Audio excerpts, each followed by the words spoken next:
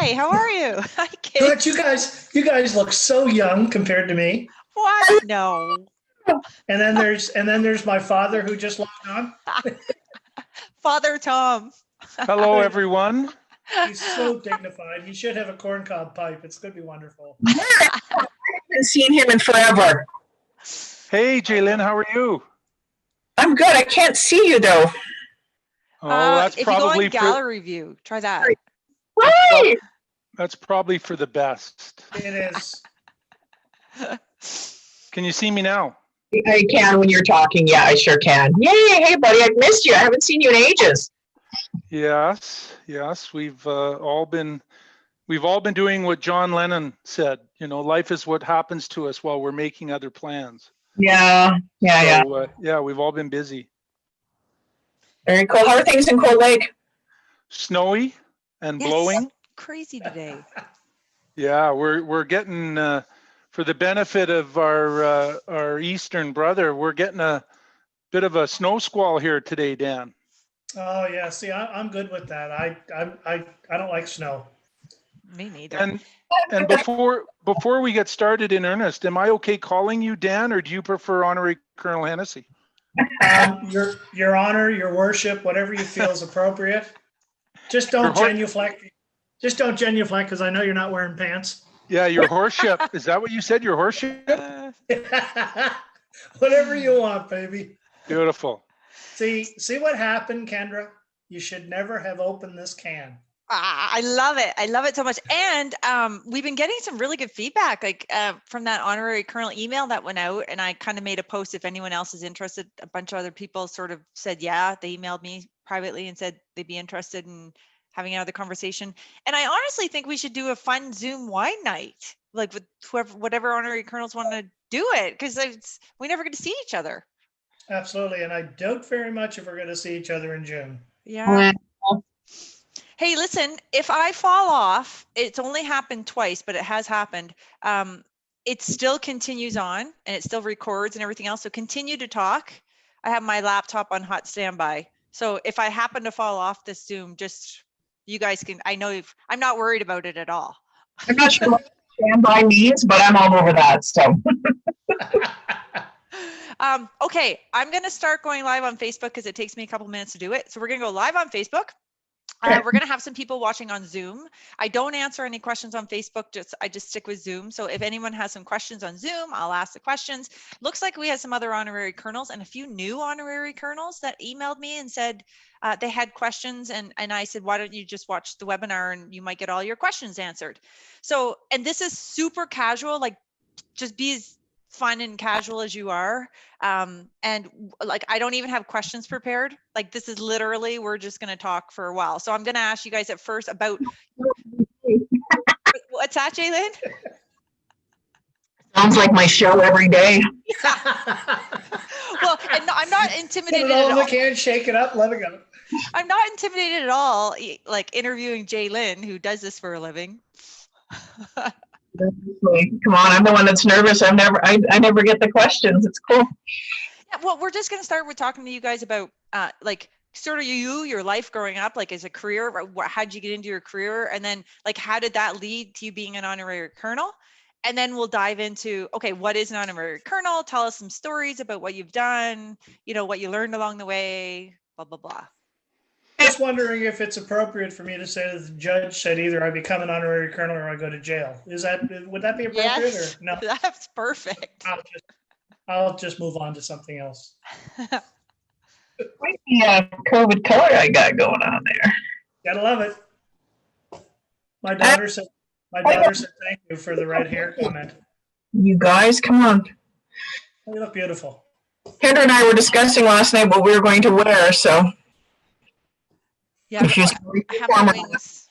You got your wings on. You're good to go. It's funny. Dan called me and asked me the same thing. Yeah, it is. Yeah. Like men do. Well, you know, guys, we just need to get together. You know, I mean, we need to look good. I mean, this, like I said, this doesn't just happen. You've been up since 6 a.m. No, actually, I had a contractor come in and see what he could do. Little spackle, some filler. Little spackle. Yeah, talks. Yeah. Okay, I'm hitting go live on Facebook. God love you.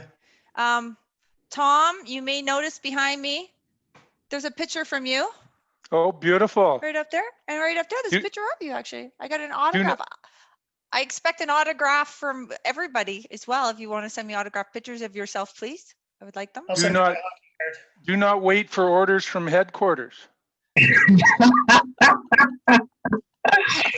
That was taken on when we were on the Charlottetown, wasn't it? Um, I wasn't there, but the plaque that Kendra's referring to, there's a notation or a quote on it that says, "Do not wait for orders from headquarters. Mount up and ride toward the sound of guns." And it's an old admonition from a Prussian general that was then picked up by a Civil War general in instructing his officers to not wait to be told what to do. Go find the fight and join it. You're doing it. Nice. Pretty amazing. So I hit start. So we have people joining us, just so you know. Hey, this is fun. I'm so glad to have you guys on here, and we'll just we're going to keep this conversation going that we've already had. Tom, you're frozen, by the way, just to let you know. He's in Cold Lake. Yeah, he's frozen up in Cold Lake. He is frozen in Cold Lake. Okay, you guys.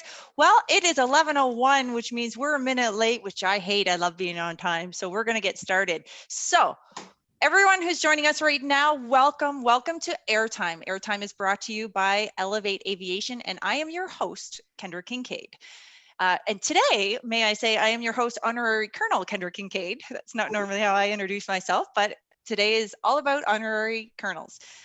Elevate Aviation is a nonprofit organization inspired to get women to look at aviation. We do multiple things like bursaries, a 5-tier mentorship program. We speak in schools and communities all across Canada. We have cross-country tours. We help companies create diverse environments and welcoming environments for diversity. We have a learning center, and we have a vision to have a huge campus at the Edmonton Airport where we will continue to bring women in with affordable housing and childcare, so we can really help get women into aviation, and not just aviation, but into the military. Speaking of the military, we have military proponents inside Elevate. We have a mentorship program inside the Royal Canadian Air Force that's run by our military liaison, Alexia Hannum. And that's incredible. We have a lot of military members that are joining up for that mentorship program, and we encourage you to, if you're looking for a mentor, whether military or civilian, please sign up. You can get more information at elevateaviation.ca or email us at info@elevateaviation.ca. So, speaking of military, we have 3 incredible humans that I want to introduce you to today. You are going to absolutely love them. If you don't know anything about an honorary colonel, you're going to know all about it at the end of our time together, probably more than you ever wanted to know, is what you're going to know today. You will go away knowing about honorary colonel. So first of all, really quickly, and we'll dive into this later, what is an honorary colonel? Taken out of our honorary colonel handbook, which we'll talk about a little bit later and how that was developed, it says, within the Royal Canadian Air Force, the appointment of honorary colonels serves to develop and strengthen the ties between the military element and local professional communities, businesses, industries, and labor. Orders go on to state that they will be appointed by the Minister of National Defense, and eligibility for consideration is limited to a former commissioned officer of Her Majesty's Forces, a distinguished Canadian citizen, or a British subject.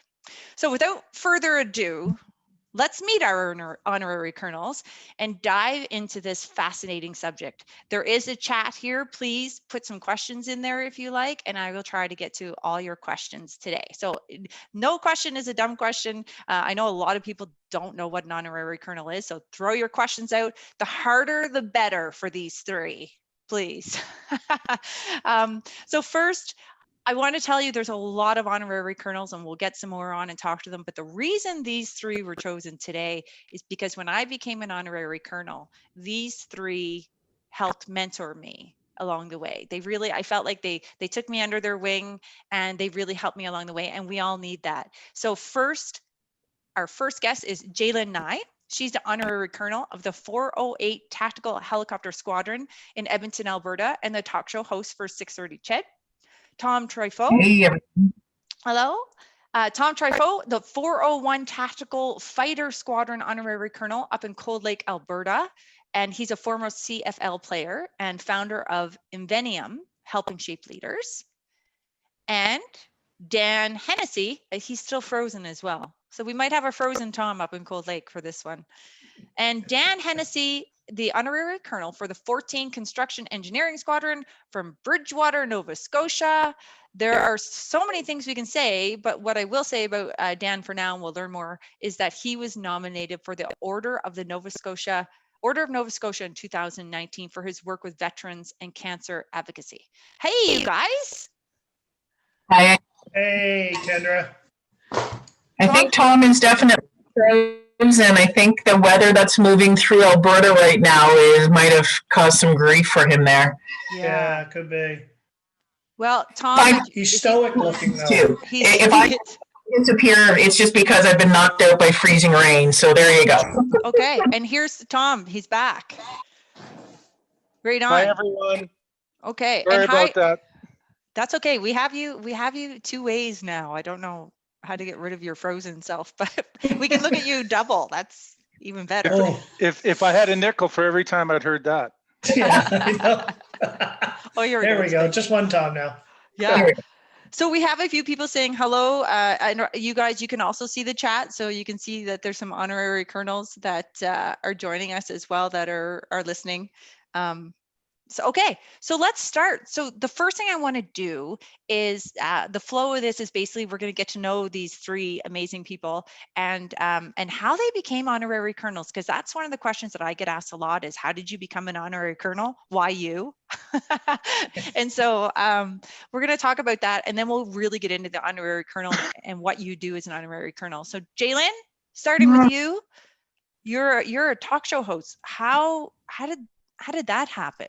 And how does that, like, how did that happen? Were you always interested in radio? And then follow up with what was the journey to becoming an honorary colonel? All right. So I started in broadcasting 31 years ago this year. 31 years. 31. Thank you. But 31 years ago, and I started in television. I did 18 years as a television news anchor and reporter. I worked kind of across the country for mainly global television. In 2008, I decided I wanted to switch into radio, and I went into music radio, and I got a little bored with that. Did that for about 5 years and moved into talk radio in 2013. So I've been doing that for Chorus Radio for since then. And it's been a lot of fun. I mean, television and radio. Well, let me preface this. It was a lot of fun. The last year and a half, not so much fun. It's been a lot. There's been a lot going on. But I love my job. And my job, to be honest with you, is what led me to developing a relationship with the military. In 2003, Global sent me to cover the opening of the Juno Beach Center in France. And I did a documentary called Return to Normandy, which won some awards. And in the years that followed, I got more and more involved in the military community. Of course, Edmonton has a huge military community with the garrison here, headquarters of 3rd Div. And I started taking over the Provincial Remembrance Day service. I write and I MC that for the past 15 years. I'm also the patron of the Military Family Resource Center at the Edmonton Garrison. Just became more and more involved in the community, in the military community. And a few years back, I guess it was about 2014, because officially I've been an honorary colonel since 2015. So 2014, the former honorary colonel of 408, Bart West, had asked me if I had ever considered letting my name stand for it. And I said, well, I've never been asked, but I would love that. I mean, that would be absolutely amazing. And actually, we were out in the field at Wainwright watching an exercise with the Strathconas. They were blowing stuff up, and there was tanks all over the place. And we had this conversation. Anyway, I totally forgot about it. And then a while later, I got a phone call saying, "Hey, we'd be interested in talking to you." It was a tough, like I was interviewed with a few other people, and it was a panel of 5 different people that interviewed me that day. But they decided to take the redhead on, and it has been one of the greatest blessings of my life. It has been probably, well, without a doubt, it has been the thing that I am the most proud of. Forget about my career stuff, anything like that. It being involved with this squadron and being able to wave the flag for a weight and military, the military community in general in this community has opened so many doors for me. It's been incredible. So that's in a nutshell my story. Wow. And I was thinking last night about you all and what I wanted to say about you. And I was just thinking, I know people who won't do anything if they don't get paid for it. They're like, nope, don't get paid for that. Don't get paid for that. I think they're missing out on real fulfillment because they miss out on giving and things like this. Right. And Jalen, you just summed that up right there with like, this is the most fulfilling thing for you. It's incredible. Yeah, I remember when your name was put forward and I said, let's go talk about it. And you're like, what the hell is this? What am I going to be doing? And I'm so nervous. And what am I going to do? And what do I say in my speech the day of my investiture ceremony? And I said, the only thing you ever have to worry about, and I have a plaque that was given to me by my first CO, and it was the words of the Honorary Colonel prior to me. And he said to me, Jay, what you need to always remember is to be there. Be there. You make a connection, develop those relationships. All the rest of the stuff, be there. To me, that has been the best advice. And I told you that day at Earl's, we were sipping red wine. Yep, that's right. That's right. And I listened, and it's hard because it's in Cold Lake and it's a little ways away, but it meant so much to me. It meant so much to me to have that conversation. So Tom, let's bring you into the conversation. So tell us about your journey, like football. Like, did you want, like, you're in grade 6 saying, hey, get out of my way, I'm going to play football. Like, how'd that happen? Yeah, well, I was never good at any sports where people weren't trying to hit me, Kendra. So I gravitated to all of the contact sports, and anyone that has played football will tell you football is a collision sport and ballroom dancing is a contact sport. So no, I've always been a booster of the military. Winston Churchill famously said, we make a living by what we get. We make a life by what we give. And I think that speaks directly into your and Jalen's remarks. And I was very fortunate, having kind of reached a point in my leadership development career where I was able to be more selective in the work assignments that I took. And I had the great opportunity to move and live on the wild shores of Cold Lake, Alberta. I keep trying to convince Mayor Copeland to come up with the motto for our city, Cold Lake and Warm Hearts. So at any rate, I was volunteering with the local high school football program. I had a great opportunity to coach with 2 members of the RCF here at 4 Wing, Sergeant Daryl Wiltz and Master Corporal Chris Thomas. They were instrumental in getting me invited to speak at the mess dinner for 409 Squadron. And following my remarks at 409 Squadron, I was approached by Major Ekstrom from 410 Squadron, their Honorary Colonel, Colonel John Melbourne, who is a gentleman and a scholar and was a great mentor to me as I came into the program. I can't tell you the exact words that he used, but he sat across the table from me and said, if you're going to take this job on, don't F it up. So he gave me very, very clear instructions. And for me, it was just one of the greatest honors in my life. I count becoming an honorary colonel for the RCAF on the same hand that I count the birth of my children, the marriage to my wife Jackie, winning the Grey Cup, these types of things in my life. It's been an absolute blessing to be able to work with the brave men and women of the RCAF. And it just turns out that I was appointed honorary colonel for the 410 Cougar Squadron. And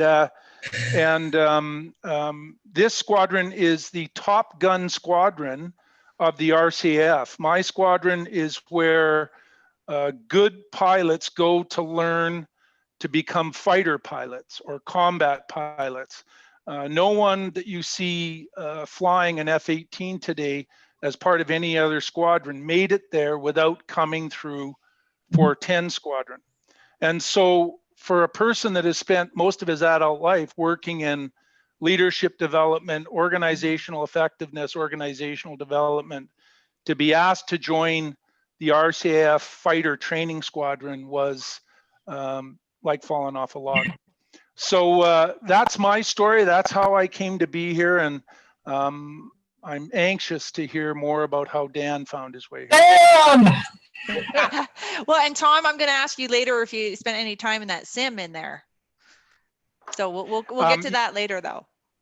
They invited me into the sim and I couldn't find it, so they decided I wasn't worthy to be inside. So. Ah, that's so funny. That's so funny. Okay, Dan, who are you, Dan? Who are you? Oh my gosh. Look, following those two, I have no idea anymore. I think I'm just going to sign off. Anyway, you know, it's being from the beautiful South Shore where it's sunny and warm every day. Yeah, I had, I mean, I was an Air Cadet as a kid. So 13 years old, I was launched into the Air Cadet program, which was absolutely an amazing program. It allowed me to develop life skills that, I mean, I still hold near and dear to my heart today. And I mean, I spent my formative years wandering around the streets, looking up at every airplane that flew over. I tripped a lot, but I saw a lot of airplanes. And, you know, the military always was of interest. I became a history buff. I was working probably 7 years ago. I was doing some work with the local Legion, and I had an opportunity to interview 18 World War II veterans and captured their stories, developed the, I mean, I made 18 brand new friends. Sadly, they've all passed, but we've got their memories captured forever and ever and ever. So I was doing some work with them. I was doing some work with the local squadron, 14 Construction Engineering Squadron, CHIMO. And I was beckoned to the chief warrant officer's office one day. And we were just having a chat. We had a mess dinner coming up. So I thought I was in trouble because I was the guest speaker at the mess dinner. And he happened to slide a booklet across the table, and it was the Honorary Colonel Handbook. And he said, "What do you think of that?" And I said, "Okay." And he said, it was a book. He had printed it off. What could I say? And then he explained that they had met and they had thrown some names around. And apparently unanimously, my name came to the top of the pile. And he said, "Would you be okay if we put your name forward as our next honorary colonel?" Well, trying to be calm, cool, and collected was a challenge at that point because the exterior was very calm, even though I was sweating like a CFL player. And inside, it was like a carnival. There was fireworks and everything else going off. And I was trying to be calm and cool. And I said, yes, I'd very much like to be considered for that role. And I think immediately after I left the office, I probably screamed all the way home in the car. And but it was amazing because I'm into my 6th year now as the honorary colonel for 14 CES. And I inherited this huge extended family. And they really are part of my family. You know, we grieve together, we celebrate successes together. And it's not just my squadron that I've been able to make inroads with. because we actually are part of that big family, which is the Canadian Armed Forces. And I've spent a lot of time with Navy people, with some of the folks from the Army. We've got a local honorary colonel here with the West Nova Scotia Regiment, which I spent a lot of time with them, because truly, we as honorary colonels, our role is easy. We do the easy stuff, because all of the members of the Canadian military, they do the heavy lifting every day. What we do is easy. But you know, it's something that if it ended tomorrow, it's a check that I can put on and be very proud of the contribution that I've been able to make. And of course, I'm in no way ready to hang up the CAD pad. I have so much more to do and so many more people to meet. It's been absolutely incredible. And I get to hang out with a huge cadre of some of Canada's best. And those are my honorary colonel colleagues that we spend time with. It's incredible. It's an expanded family. Yeah, it's sad that so there was an honorary colonel conference. I was lucky enough to go to one. You guys have all been to more than one, I'm assuming. I know Jalen for sure has. I'm assuming you all have, but that didn't happen in 2020. So that was sad. Yeah, it was disappointing, and we wonder, if it's going to happen this year, and I'm not so sure about it, but I do like your idea of having a Zoom meeting with everybody, and that might be something that we, or as many people as possible, to get to know, especially the new honorary colonels, Kendra. I think we're all, when you first come on, you're like, what the hell am I supposed to be doing? How do I salute? Where do I wear? All of these things that you just don't know. And I just think that the camaraderie that has been developed over the past number of years, certainly with, this gang that's on the screen right now, I feel that we're missing it out. We're missing out with especially the new honoraries, and the new honoraries are missing out as well. So that might be an idea down the road. Anyway, absolutely. You're the interviewer today. Well, and I know Scott is watching. He's the leader of the honorary colonels. And so, Scott, we want a Zoom meeting for everyone. It's going to be fun. Scott's like, you've set it up, Kendra. Said that there's going to be a virtual honorary colonel conference coming up. So that'll be interesting. Okay, well, I hope it does. And you're absolutely right. Like, part of being an honorary colonel, like meeting the other honorary colonels is such a huge part of it. I remember, Jay just said, how do I salute?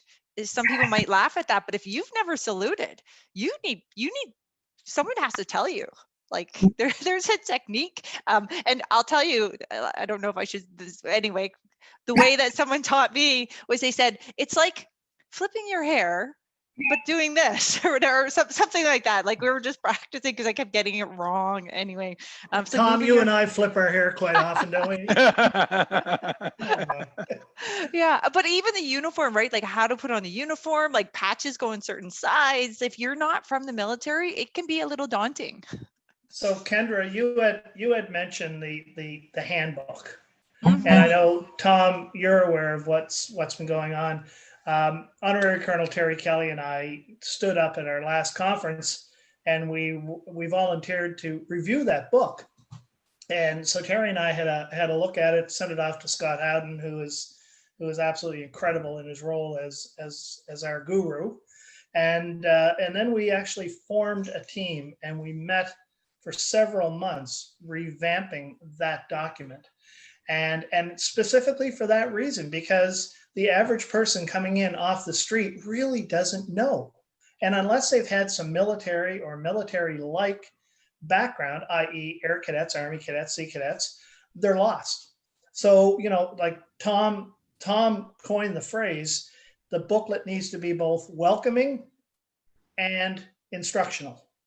And I think that's where we're at this point. So it's going to benefit the existing honoraries, and it's also going to benefit the new coming in. Good. I'm so glad. And I would build off of what Dan said, Kendra, in that this has been one of the amazing things about joining what I call the best club in the world, the Honorary Colonel Network in Canada. The ranks of the Honorary Colonel Network is built both on military members. So people who do bring all of that command and control understanding, the ranks, the traditions, the order, and the discipline that we're to follow when we're in these roles. And I think the note of encouragement I would give to anyone looking at either joining the ranks of the honorary colonels or taking on any new assignment is that a key to growth is the ability to be comfortable being uncomfortable. And for a lot of honorary colonels, we're at a stage in our life where we've kind of got everything cased, we've kind of got everything figured out. And taking on this role has been energizing for me and encouraging that we can all learn new tricks, even for these old dogs. So, and I include myself first, of course, in that rank. So I just think it's been an amazing experience, Kendra, and something that I would encourage anyone looking at a new challenge, take it on. So somebody has asked me, how do you become an honorary colonel? What do you tell people if they ask you that? Like what's the answer? I tell them stories I told you off the top. I mean, you get involved with your community. I think that is the really big one. Is again, I go back to be there and Paul Storwick. Hey, Paul, honorary colonel. Well, he's up in Cold Lake as well. Was he 401? What is he? Anyway, Paul has been one of my pals along with this group here from the beginning, but Paul said, you know what, be there and show up. And I think that not just with the honorary colonel role, it is in your community. Be there and show up and take on some challenges. Get your name out there. If you want to get more involved with the military community, if that's something that interests you, that you love, there are ways to do it. There's ways to volunteer, even if maybe through the Military Family Resource Center or at a Remembrance Day ceremony, whatever it is. I think that is probably one of the best ways to do it. Yeah. Anyone else want to add to that, or did Jaylyn say it no, all there? I think that really is. I mean, you need to be the liaison. And I mean, at the end of the day, you are the liaison between the squadron, the wing, and the community. So you really have to know the area that you live in, be known in the area that you live in, and then be able to bring that connection together and make it easier for the members of our squadron or wing and the community to understand what the military is all about. We are probably the best unknown entity in the world because the military people, God love them, they don't like to be out in the forefront. And it drives them nuts because I've taken more pictures of them in the last 6 years than I think any military person has. They even smile now. And generally military people don't smile. I even have them smiling, so I can walk away a happy camper. But it's that bringing together and things like going to schools, because the more they see uniforms in the schools doing things, the more comfortable they'll be with the military. I'm sorry, they were just calling to tell me I was extended. I'm just kidding. That's Scott on the line calling you. Yeah, it was Scott calling saying you're done. Okay, we have a question here from Dusty, and I'd like everyone to take a turn answering. And the question is, how have you maintained relationships with your squadron during this pandemic? Who wants to start? I'm lucky, and I think Judy from 404 Long Range Patrol had asked a question as well, as saying, also just with working a full-time job, how do you balance it? So there's a couple of things there as well. With COVID, I mean, I try to make sure that I'm having phone calls with my CO on a fairly regular basis. I've managed to have and develop a really good relationship with, again, my squadron has 240 people in it. A lot of them are friends on Facebook or on Instagram or through text messages. If you're comfortable doing that, again, you have to, whatever's comfortable one of the ways that Alberta, we're eased up. I was up there as soon as I can. Like I try to be up there once a week would be my ideal. If I could be up there every day, that would be amazing. But just keeping those lines of communication open, and maybe if they're planning something, whatever it is. I know some people, I think John Cairns down in Trenton has been doing some video messages as well and putting on Facebook, which has been really cool. So that's another way to do it. But you could always even just, I think, write an email, send it to the CEO and ask him to send it out to everybody. There's different ways. There's different ways to do it. Again, I'm lucky that it's a 30-minute drive from my house to the base, and it's tricky with a full-time job. You guys all know that. Most of us work full-time, but you have to carve it out, even if you're only up there for an hour. You get up there, walk the floor, walk around, say hi. Just again, that be there, show up and be there is what I'm going to keep repeating this morning. Yeah. Tom, how about you? Well, yeah, it's as honorary colonels, or at least in my experience, I've always found it challenging balancing my need to want to be involved and be helpful with my squadron's need to get work done. Yeah. And it's a constant point of tension because pre-COVID, sometimes you feel, or sometimes I felt like when I was in the hangar, I might actually be taking someone away from their real work as they kind of shepherded me around, or as I walked up to people and asked stupid questions. But since COVID broke out, I've been involved in a couple of graduation ceremonies where we've done them via Zoom or via WebEx or whatever the platform is. For sure, I've had a couple of opportunities to safely socially distance and be around some of the action. I'm like Jaylyn, I only live about 20 minutes from the wing. And the last thing, and this might not jump to the forefront for everyone, but I'm very bold about going up and greeting any member I see in uniform in the city of Cold Lake. So whether I'm in line at the Tim's or in Canadian Tire, and of course we're all masked up and everything, but I will always recognize people from the wing and let them know who I am, and just let them know I hope they're having a great day. So we can be as creative as we need to in the time, and not to lose sight of the remarks that Dan made earlier. They are the ones that are doing all the hard work during this challenge. For us, it's kind of an easy complication for us to deal with. Yeah. How about you, Dan?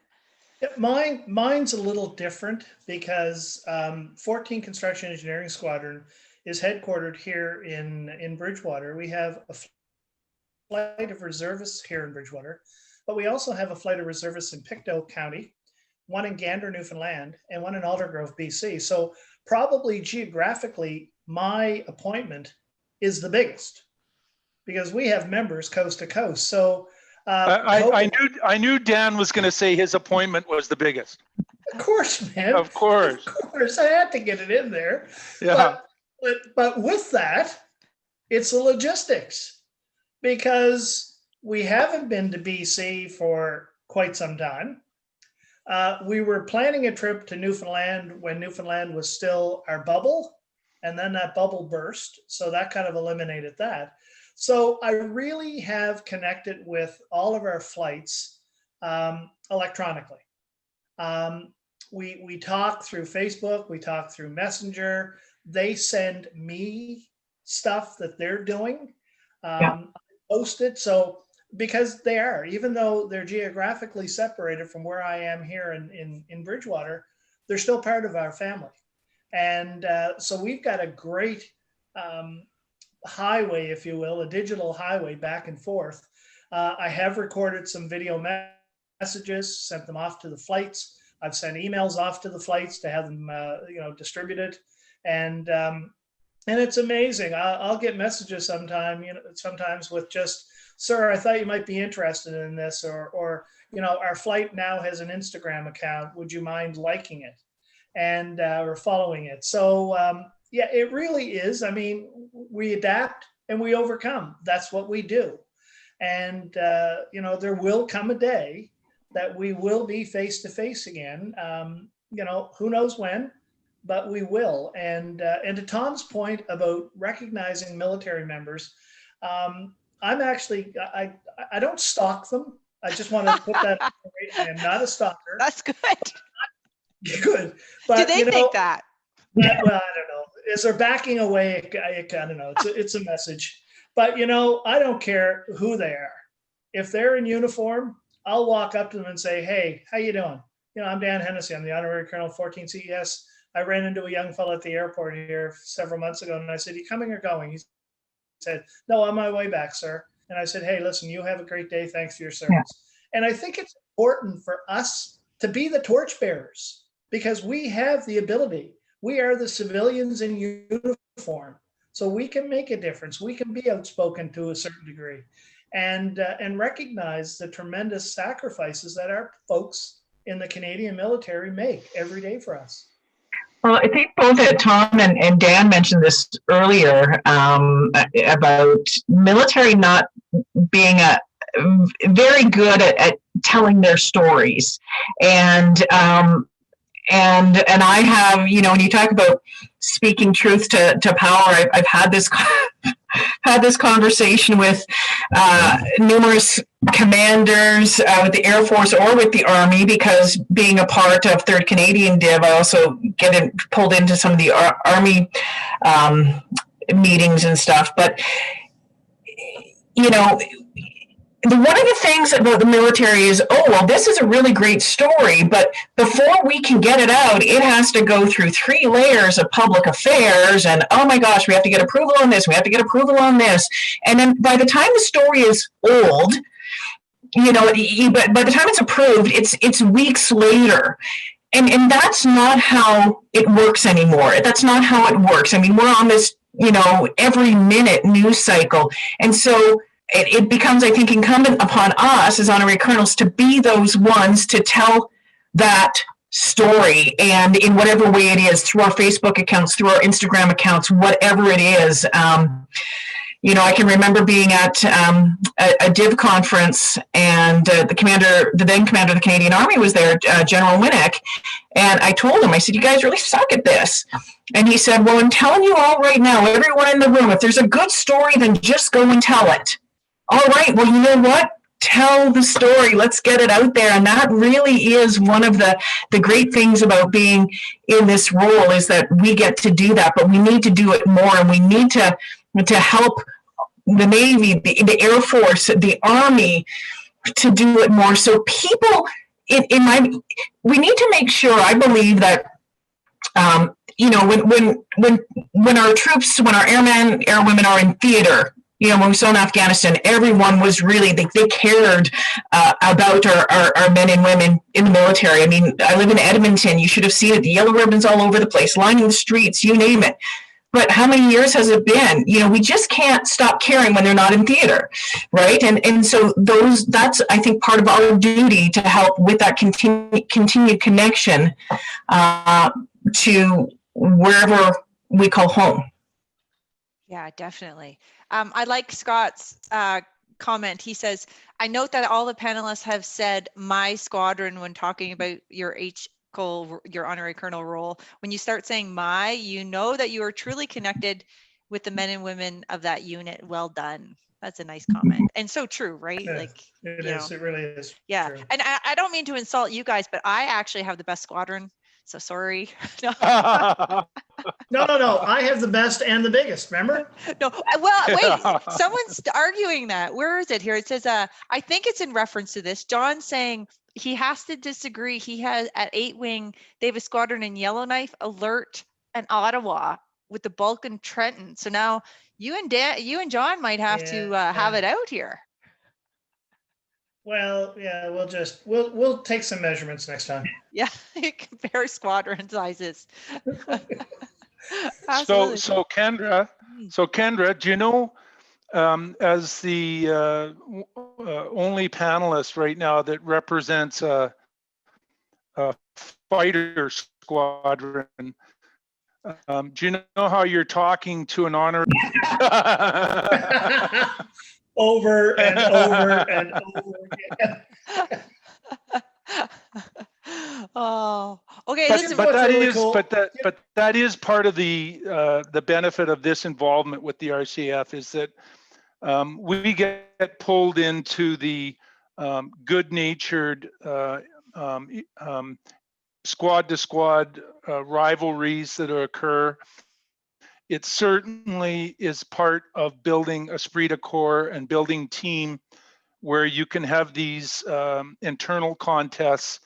But at the end of the day, everybody's pretty clear about what the overall job is of the organization, and everybody steps up to do that over and over again. And I guess from my perspective, that's been one of the key takeaways in all of my interactions with the brave men and women who serve in the RCAF or the Canadian Armed Forces.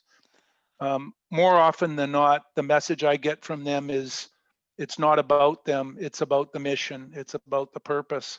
And if that doesn't get you out of bed in the morning as a civilian working in the business world or doing other things, I don't know what will. yeah, I totally. You know, agree. it's here's something that I'll throw out, and I'm sure you've all experienced that, and the honoraries that are tuned in.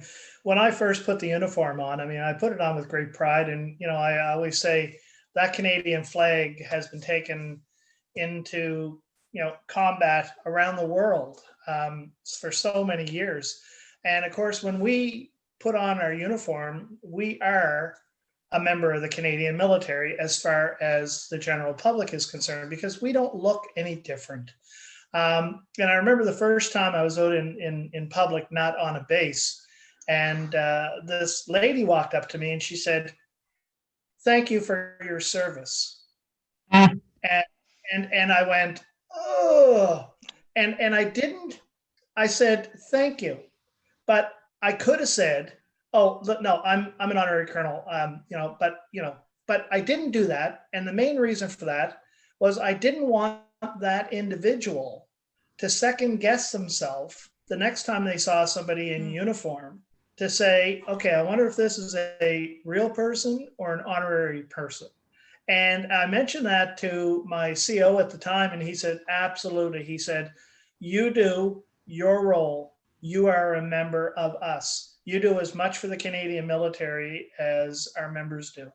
And it was a little unsettling at first, but now it's, hey, thank you so much. I really appreciate it. Wow, I'm glad you said that, because I have felt that for sure. Thank you for your service, and it's like, okay. So thank you for sharing that. I'm sure that there's other people that need to hear that too. Yeah. So can I throw this? Can I just throw? Sorry. Go, Jay, you go. One of the things that Tom, Dan, and I have all been on, I think, for about the same amount of time. I think 2015, guys, is when we all kind of came on. And when I came on to the team then, I think there was 7 women. There were 7 female honorary colonels, and it was. And let's be real. I'm a big sassy redhead who's never put up with a lot of bullshit and don't have a lot of time for a lot of crap. But it was a little intimidating. It was intimidating going into that role of you're 7 of 77, and it's been fantastic to see that number grow over the past 5 years. I think that we're up to 15-ish, maybe a little more, Scott. I don't know off the top of my head, but I think we're up over 22 now. Really? 20, and it's trending in the right direction, to your point, Jalen. Yeah. Now, what I want to say, and I don't believe that anyone should ever be in a position just because of their gender. I do believe bringing more women into the program has been beneficial. I think it has been right, guys? I think it has been in a number of different ways. I think, different perspective, different thought process, the way that we, all of that. So I just want to say that it's been great to see this progress. I'm going to call it progress over the past 5 years. And I look forward to seeing where it goes. Now, I get that there's a lot of folks, men or women, that might not have any interest, sleeping in a recce tent in the bush in Wainwright, and I get that. It might be difficult finding the right person, but I think that as we continue to grow the program, that making sure that you have the right person who is willing to do all of that is instrumental in the success of the program. And I think, Jaylyn, you've put your finger right on one of the critical issues for us, is that we know the organization, the RCAF, is struggling with this issue of diversity and inclusion. And I think it's incumbent that our network lead the way and model that. And often I speak to organizations and I say, my experience in the CFL or on a team is I've never been on a team that was all the same. In fact, the best teams are the ones that are actually diverse, because you don't want to see a big pie wagon like me running downfield trying to cover some fast little guy. And that's why the game of football has drawn so many different people. It's truly a team sport that requires all sizes and all shapes.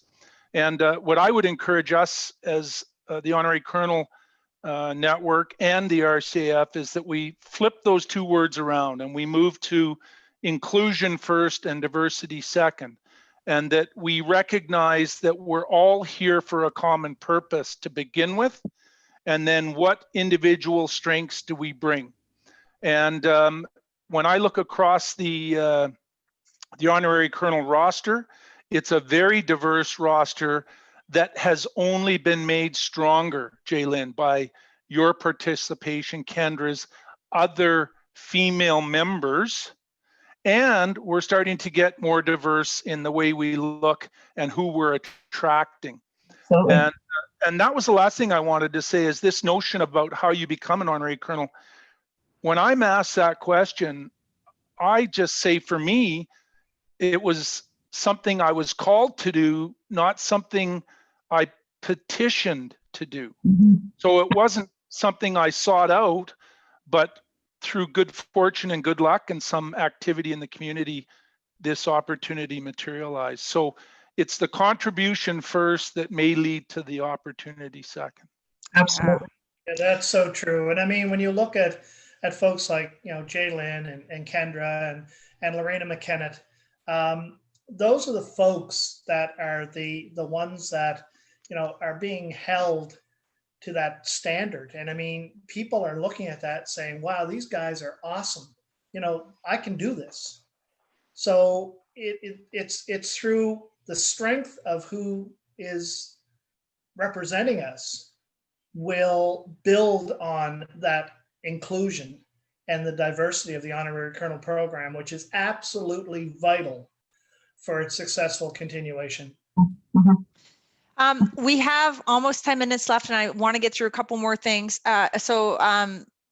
Trevor is asking, does having excellent and strong communication and community-based skills one of the many attributes that could be considered a plus in making someone an excellent candidate to be an Honorary Colonel? Well, it didn't stop Dan from being involved. All right, gloves are coming off now, Trev. Yeah, they've been polite so far, everybody. We've been very well behaved, but you threatened us. So, I mean, what can we do? No, I mean, you really need to be connected to your community. It really, truly is, because, I mean, back in the old days, Honorary Colonels used to be a retired military officer that would come in, be the commanding officer, retire, and then they would be the Honorary Colonel. A lot of times that individual wasn't generally from that area, so really didn't have that sphere of influence and that liaison ability with the community.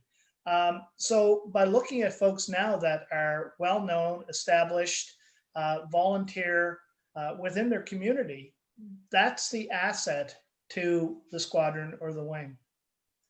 Okay, another question. How can we make the honorary colonel program better? Any ideas? How much time do we have? Okay, yeah, in a short, good answer. Well, I would just reinforce through inclusion and diversity as a first step.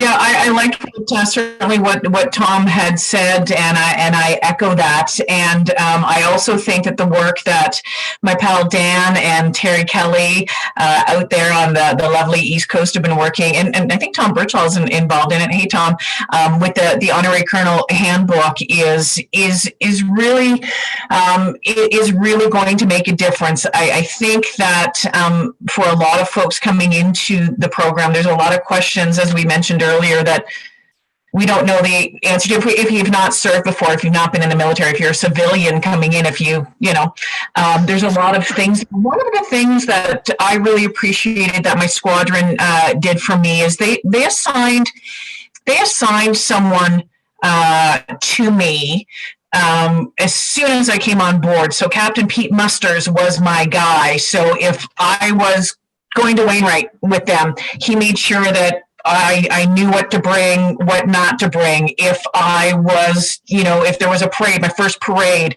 what am I wearing? What, where does everything go? He was my go-to person, and that was really, really helpful. Eventually they're like, okay, well, you kind of have this figured out. You go and you go figure it out. But in those initial first months or even year, I thought that was a really, really great idea to have someone that, you don't want to be calling up your CEO and going, which side does my patch go on? But I could call Pete and say, Pete, do I need to bring the gas mask to Wainwright? Whatever, right? And that was what shoes? What boots? Which ones? Because I took the wrong ones to Yellowknife, if you guys remember. Yep. Hey, Jaylyn, I don't know if you've heard, but Captain Pete Musters got promoted. He's Colonel Mustard now. Oh, God. The other thing that will help make the program even more successful is more networking opportunities, because the sharing of best practices. For a lot of the year, you kind of sort of work in isolation. So if you have an honorary colonel here doing something that all of the other honoraries aren't aware of that could equally be as successful in their areas, it would be awesome to be able to have that networking capability, if it's in person, if it's online, as opposed to just one time a year. And I mean, the briefings that we get at our conferences are absolutely amazing. But more networking for the sharing of best practices, I think would go a long way in spreading the love. It really would. One of the thoughts I've had, Dan, to build off what you're talking about is, I really think when we join this organization, there should be some sort of an underlying committee structure, and those committees could be taking on specific things over a 12, 24, 36-month period. And there could be the opportunity when people become an honorary colonel to look at their skill set, to look at what committees are in action, and then join or apply their skill set to the work that's ongoing. And part of the problem we have is we don't know what we don't know. Yeah. And so I think a little more rigor and a little more structure underneath the umbrella of honorary colonelship, where we could all throw our shoulder to the wheel on certain initiatives, would be helpful. I know Jaylyn mentioned that someone was assigned to you when you started. They assigned the military police to me. I'm not sure why that was the case. But, I know I why. lost them. So. Okay, but listen. I was able to shake them. All right. So listen, I have a challenge. I did something. So the way I want to close this is for everyone to say something that you've done with your squadron, so people understand like the kind of activities you get to do. But I'm going to share one that I did. And when I was there, the squadron, the military members who were there, they were not part of my squadron. I went on my own, asked me to share this with the honorary colonels and challenge other honorary colonels to do it, because as far as I understood from them, no other honorary colonel has done it. So I'm going to share my screen and show you guys with the challenge that someone, even you new honorary colonels who are here, I see there's some new people on here. So here we go. I'm going to share my screen for a sec. So this is RUIT training. So it's rotary underwater egress training. And if anyone has done it before, let me know. But basically you go out to Halifax and they train you to escape out of a helicopter as it goes underwater. And I'll just play it here for a sec. So this is really calm. And you can't hear it because I have my headset on, but this is really calm, but they actually get it. So it's thunder and lightning and it's pitch black and the waves are huge and they're just crashing, and it builds you up to that. But this was one of the earlier ones, and the helicopter goes in, it flips upside down, and then you're upside down underwater and you have to push out the window and you have to escape to get out of this. And it's a 2-day training course, and it's, if you want to get outside your comfort zone a little bit, it's a really good way to get outside your comfort zone a little bit. So you see, I push it out. It looks easier than it is. It's actually, I found it quite hard actually. So then you escape out and off you go. So I just want to put that out there. That's something that I was so fortunate to do. And I think it helped with my squadron too. Like the fact that, you know, doing something that they have done helps you bond with your squadron. And so I'm throwing that challenge out to you guys. Talk to your commanding officers if you want to do it, anyone who's watching. And Tom, let's start with you. I know all three of you are so active in your squadrons. We have about 4 minutes left. So Kendra, first of all, that's amazing what you did. And before we sign off this call, I just want to recognize you and Elevate Aviation for this great opportunity. What an amazing thing you've done. We've talked for years about having a platform to bring honorary colonels together, and you're actually taking action to make this happen. So really strong kudos to you and your organization. Thank you.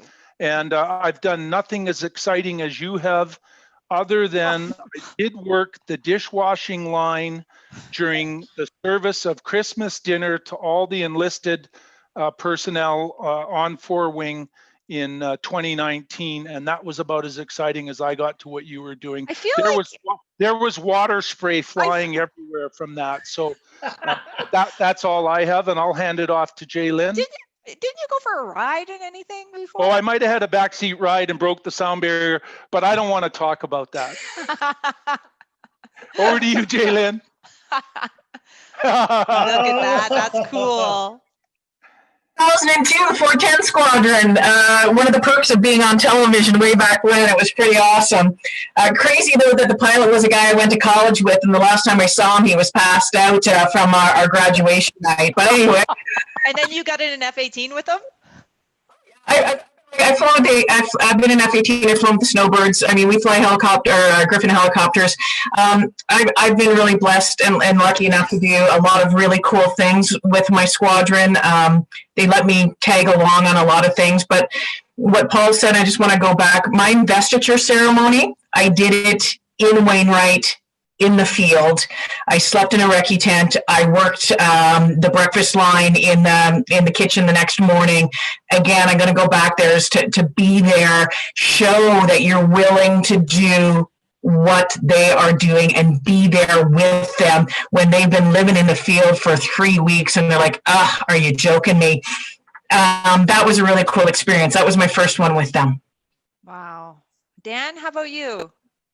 Well, you know, as an honorary colonel, you know, we have to spread the joy and our love to all of the branches. So a few years ago, I had an opportunity to step out of an aircraft at 14,000 feet with the Canadian Army Skyhawks. Did you have a parachute, Dan?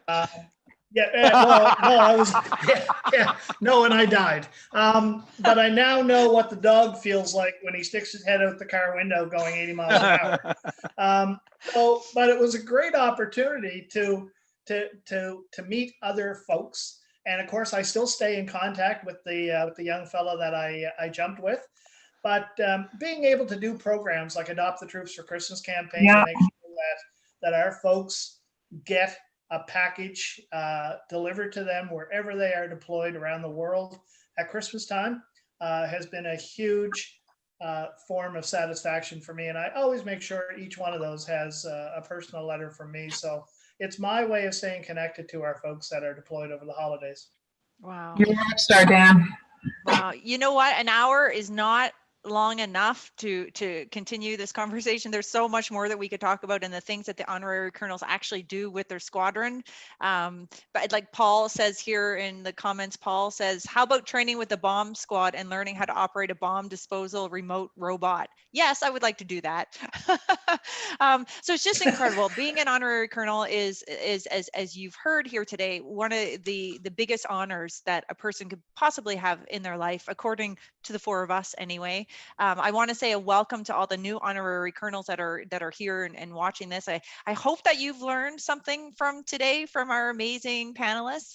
And reach out if you have any questions. I mean, Scott puts out that email once a month. There is a database. If you have a question, drop an email, whatever it is. Like we're here for you. We're here for you. We're here for each other. Really, that's a cool thing. Absolutely. And if you're interested, if you're not in the military and this is the first time you're hearing about an honorary colonel, take the advice. If this is something that one day you maybe aspire to be, get involved in your community and get your name out there and just start giving back, really, and that sets you on the pathway to having potentially having an incredible opportunity like we have here. So you three, thank you so much for doing this. Thanks, Kendra. Thank you, Kendra. Thank you. And thank you everyone for watching. And if you're listening on the podcast later, thanks for listening. And we'll see you guys all sometime. Fingers crossed. We will see each other virtually soon anyway. We'll have a wine night. Well done. Okay. Well done. Okay. Bye everybody. Bye. Take care, everyone.